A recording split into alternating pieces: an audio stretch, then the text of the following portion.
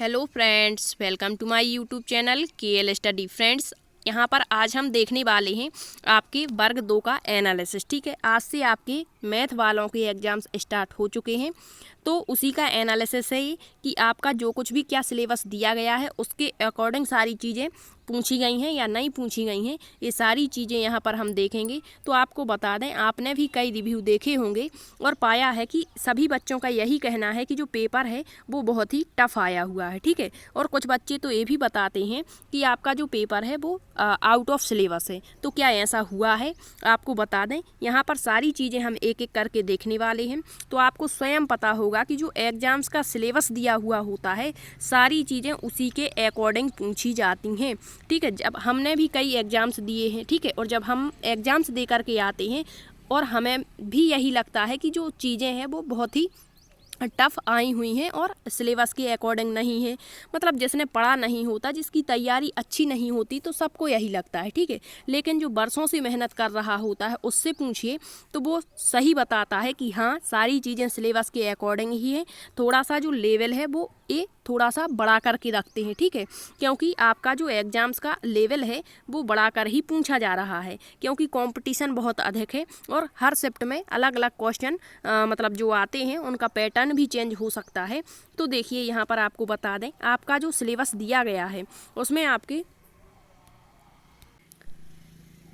तो यहाँ पर सबसे पहले CDP है। ठीक है, इसका आपका जो सिलेबस दिया गया है आपने देखा होगा 30 अंक का सिलेबस दिया गया है। ठीक है, मतलब जो पहले 30 अंक का पूछा जाता था वो अब कितने अंक में पूछा जाना है, 10 अंक में। ठीक है, तो इसका आपने सिलेबस देखा होगा, सारा सिलेबस वही है। तो यहाँ पर आपको बता दें कि आज जो आपके एग्जाम्स में CDP के क्वेश्चन पूछे गए हैं वो टोटल 10 ही पूछे गए होंगे। अब बच्चों का कहना है कि नहीं, CDP के जो क्वेश्चन है वो 5 आए या कहीं कहीं बता देते हैं कि 6 आए, तो ऐसा नहीं होगा। ठीक है, जब आपकी आंसर की आएगी आप स्वयं मिला लेना, क्योंकि ऐसा हमने भी कई बार अनुभव किया है और हम मतलब जो एग्जाम्स देते हैं तो वहाँ पर डरे हुए से रहते हैं। ठीक है, और हम जब हमारे स्कोर भी अच्छे नहीं आ पाते हैं तो हमें यही लगता है कि चीज़ें जो हैं वो आउट ऑफ सिलेबस हैं, बल्कि ऐसा कभी नहीं होता। ठीक है, और आपको बता दें, जैसे हो सकता है CDP के यहाँ पर 10 क्वेश्चन नहीं भी पूछे गए होंगे, तो जो आपकी पेडागॉजी दी गई होती वहाँ पर इसको कवर कर लिया जाता है। तो CDP के तो टोटल 10 क्वेश्चन ही आएंगे हर शिफ्ट में।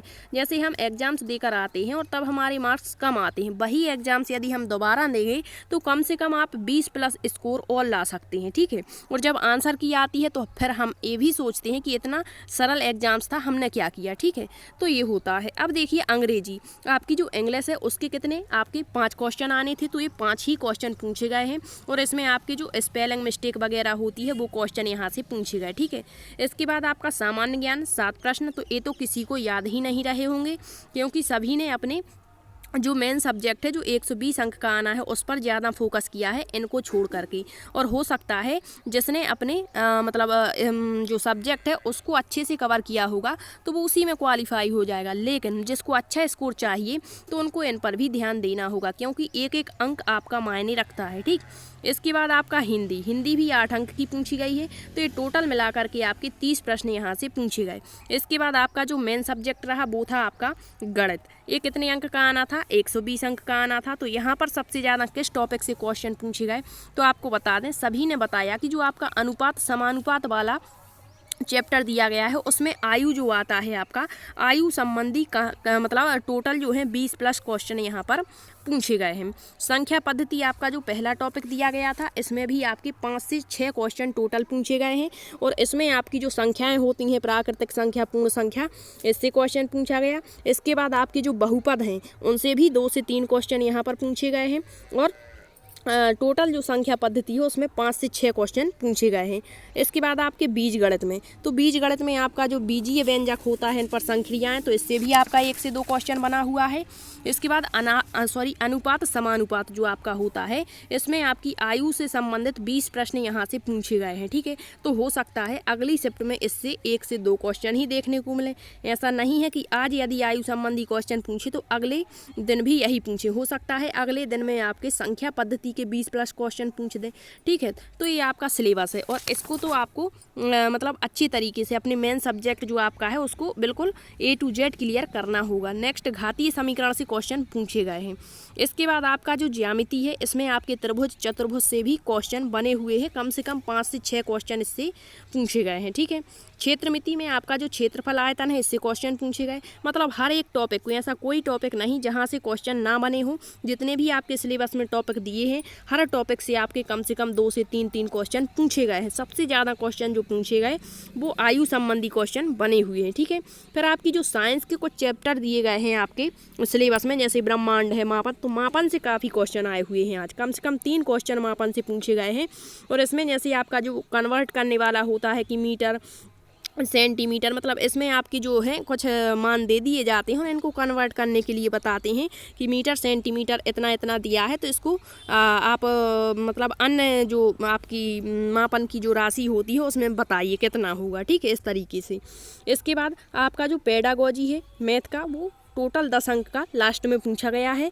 इसके बाद आपको बता दें जो संख्या पद्धति है इसमें आपका असेंडिंग डिसेंडिंग ऑर्डर से भी क्वेश्चन पूछे गए हैं। ठीक है, तो आप देख सकते हैं कि क्या कुछ आज का पैटर्न रहा और आपका जो सिलेबस है जो दिया गया है उसी के अकॉर्डिंग सारी चीज़ें पूछी जा रही हैं। बस यहाँ पर ये है कि किसी किसी टॉपिक को यहाँ पर बहुत ही रिपीट कर दिया जा रहा है, मतलब उससे बहुत अधिक क्वेश्चन पूछे जा रहे हैं। ठीक है, तो डरने की कोई बात नहीं है। यदि आपकी तैयारी अच्छी हो रही है, वही बच्चे क्वालिफाई कर पा रहे हैं, मतलब जिन्होंने बहुत पहले से तैयारी की है, क्योंकि 1 महीने की तैयारी में और 1 साल की तैयारी में ज़मीन आसमान का फ़र्क होता है। ठीक है, जो बच्चे बहुत पहले से और बिल्कुल फोकस होकर के पढ़ते हैं कि हाँ हम क्वालिफाई करेंगे, तो वो बच्चे ज़रूर क्वालिफाई करते हैं। तो डरने की कोई बात नहीं है, आपकी तैयारी अच्छी है, आप ज़रूर क्वालिफाई करेंगे और आपको डरना नहीं है। अच्छे से मतलब सारी चीज़ों को हैंडल करना है। ठीक है, और हर चीज़ आपको कवर करनी है।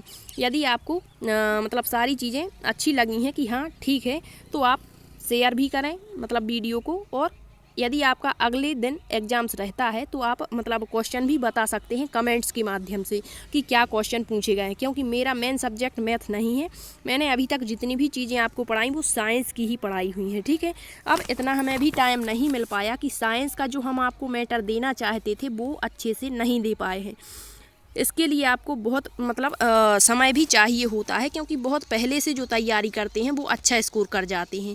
तो हम भी अपने मतलब जितने भी बच्चे यहाँ क्वालिफाई हो जाएंगे और मतलब सभी हो जाएं, ठीक है, तो हम अपना जो है अगला सेशन स्टार्ट करेंगे। उसमें आपको साइंस बिल्कुल ऐसा कवर करवाएंगे ताकि आपकी जो चयन परीक्षा होगी उसमें आपको बिल्कुल मतलब चयन चाहिए, ऐसा सोच करके हम अपनी नेक्स्ट जो क्लासेस रहेंगी वो स्टार्ट कर देंगे। और आप अंत तक बने रहेंगे हर वीडियो में, क्योंकि हर एक आपका पॉइंट इम्पोर्टेंट रहता है। क्योंकि यदि एक पॉइंट आप छोड़ देते हैं और हो सकता वहीं से क्वेश्चन बन जाए, तो पॉइंट में भी हज़ारों बच्चे आगे पीछे हो रहे हैं। ठीक है, अभी आपने देखा होगा। तो यदि सेशन पसंद आया है तो शेयर ज़रूर कर दीजिए। धन्यवाद।